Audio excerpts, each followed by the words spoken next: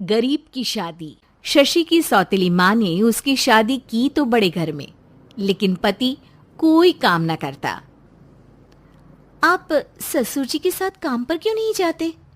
अब हाँ जाऊंगा, लेकिन कल से। आज जरा मैं दोस्तों के साथ घूमने जा रहा हूँ। शशि के 2 बच्चे होते हैं, लेकिन रमेश का हाल वैसा का वैसा ही रहता है। एक दिन, सुनिए ना, बच्चा रो रहा है, इसके दूध के लिए पैसे नहीं है। अरे तो पिताजी से ले लो ना। क्यों? अगर आप में कमाने की क्षमता नहीं थी तो शादी क्यों की? तभी घर आई बड़ी ननद बोल पड़ती है। आहा हा हा, तुम्हारी माँ को साफ साफ कह दिया था कि लड़का ना कमाता है ना कभी कमाएगा। हम 4 बहनें हैं इसका ख्याल रखने के लिए, और पिताजी का इतना सारा पैसा, तुम्हें किस चीज की कमी रखी है? लेकिन थोड़े ही सालों में तकदीर बदल जाती है। शशि का ससुराल गरीब हो जाता है। सब बिकने के बाद शशि अपने पति, बच्चे और सास के साथ किराए के मकान में आ जाती है। मैं कोई नौकरी करना चाहती हूँ दीदी। अरे इतने बड़े घर की बहू थी शशि, तुम नौकरी करोगी? नहीं नहीं नहीं नहीं। नहीं करूंगी तो घर कैसे चलेगा? बच्चों को भी तो पालना है ना। तभी शशि का भाई आ जाता है। शशि, ये ले राशन का सामान, किसी भी तरह की कोई भी जरूरत हो तो बताना। भाई, अब मैं नौकरी करूंगी। देख बहन, वैसे तो मैं तेरे साथ हूं, लेकिन हाँ, मैं ये भी चाहता हूं कि तू अपने पैरों पर खड़ी हो जा। शशि को एक प्ले स्कूल में छोटे बच्चों को संभालने की नौकरी मिल जाती है। एक दिन, शशि, मेरे स्कूल को अब तुम संभाल लो। मैं कुछ दिनों के लिए अपने बेटे के पास जा रही हूं।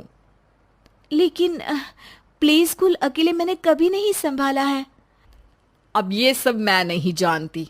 इतने महीनों में तूने जो देखा, बस पूरे आत्मविश्वास के साथ उसे करना। शशि नीलम के जाने के बाद पूरे 1 महीने उसका स्कूल अकेले संभालती है, और फिर एक दिन आता है जब वो अपना खुद का स्कूल भी खोल लेती है। वाह शशि, तुमने आज मेरा सर गर्व से ऊंचा कर दिया। तुम्हारा यही आत्मविश्वास तुम्हें बहुत आगे ले जाएगा।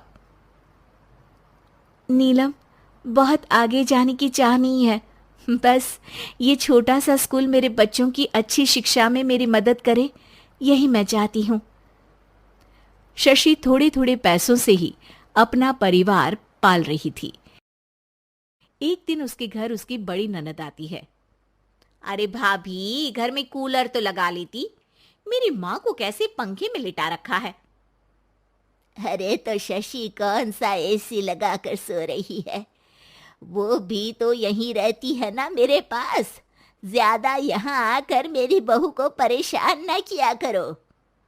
हाँ हाँ, मुझे भी शौक नहीं है इस छोटे से घर में आने का।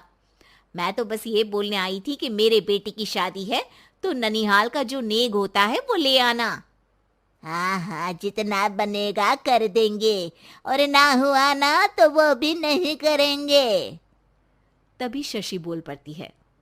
अरे नहीं नहीं माँ जी, रीटा घर की बेटी है, उसके ससुराल वाले उससे शादी पर पूछेंगे कि मायके से क्या मिला। रीटा, तुम मुझे सामान की लिस्ट भेज देना, मैं पूरी कोशिश करूंगी कि तुम्हारी हर डिमांड को पूरा करे। अच्छा, मैं खाना लगाती हूँ। शशि ये बोलकर किचन में चली जाती है। धीरे धीरे कर शशि किसी न किसी तरह अपनी सारी ननदों की डिमांड भी पूरी करती, बच्चों की ख्वाहिशें भी, और उनकी पढ़ाई के लिए पैसे जोड़ती। एक दिन जब शशि का बेटा 12वीं पास करके आता है। माँ, अब तुझे काम करने की जरूरत नहीं है। मैं अब कोई ना कोई नौकरी करके पढ़ाई भी साथ कर लिया करूंगा।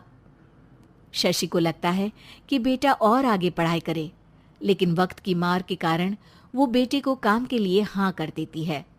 अब बेटा एक बैंक में चपरासी बन जाता है। है लड़का, देखने में तो बड़ा अच्छा है, अंग्रेजी भी पटर पटर बोलता है, फिर चपरासी क्यों? लड़का सारी बात मैनेजर को बता देता है। अच्छा, तो मैं तुझे एक मौका देता हूँ। तू यहाँ रहकर दूसरे डिपार्टमेंट का भी काम सीख। अगर तू किसी एक का भी काम अच्छे से सीख गया तो मैं तुझे यहाँ टेबल चेयर में बैठने वाली नौकरी दे दूंगा। लेकिन एक दिन शशि की ननद उसे फोन करती है। अरे भाभी, देखो मायका तो मेरा तुम लोगों से ही है। मैंने आपके बेटे और मेरे भतीजे प्रदीप के लिए यहाँ एक नौकरी देखी है, पूरे 5,000 मिलेंगे। वैसे करता ही क्या है, चपरासी ही तो है ना। कोई बात नहीं रीटा, मैं उसे इस शहर के बाहर नहीं भेजना चाहती हूँ। बाकी वो शाम को आएगा तो मैं पूछ लेती हूँ। वहीं प्रदीप मैनेजर की बात से खुश हो जाता है और मैनेजर के काम पर ही नजर रखने लगता है। वो उनकी तरह के पेपर पढ़ता, काम करता और आने वाले लोगों की बातें सुनता। एक दिन बैंक में ऑडिट वाले आते हैं। ये गलत है, पूरी बैलेंस शीट नहीं मिल रही है, कहीं ना कहीं गड़बड़ है। ए मैनेजर, क्या करते हो? बैंक के पैसों का हिसाब सही नहीं है। मैनेजर के पसीने छूट जाते हैं। तभी प्रदीप वहां जाता है। अब क्या मैं ये बैलेंस शीट देख सकता हूँ? अरे बेटा मजाक नहीं, जाओ पानी लेकर आओ एक गिलास। प्रदीप मैनेजर को पानी लाकर देता है और फिर ऑडिटर से कहता है, देखिए सर, मैं आपको बता सकता हूँ कि कैसे बैलेंस शीट को आप लोग गलत तरीके से जोड़ रहे हैं। ऐसा बोलकर प्रदीप एक एक कर सारे डाउट क्लियर कर देता है। अरे हाँ, ये तो पॉइंट हमने देखे ही नहीं थे। गुड, कौन है ये बच्चा?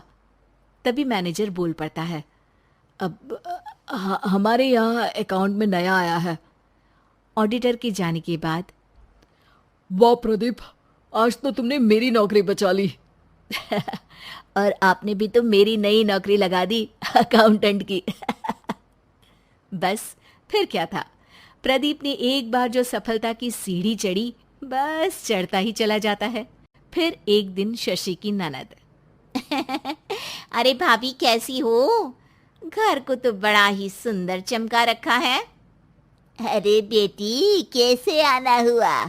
तू तो इस छोटे से घर में आना भी नहीं चाहती थी। कोई खास काम है क्या? अब हाँ, वो माँ, मेरा जो मजला बेटा है ना, वो अकाउंट से पढ़ाई कर रहा है, तो प्रदीप से बोलकर उसकी भी कहीं अच्छी नौकरी लगा दो ना।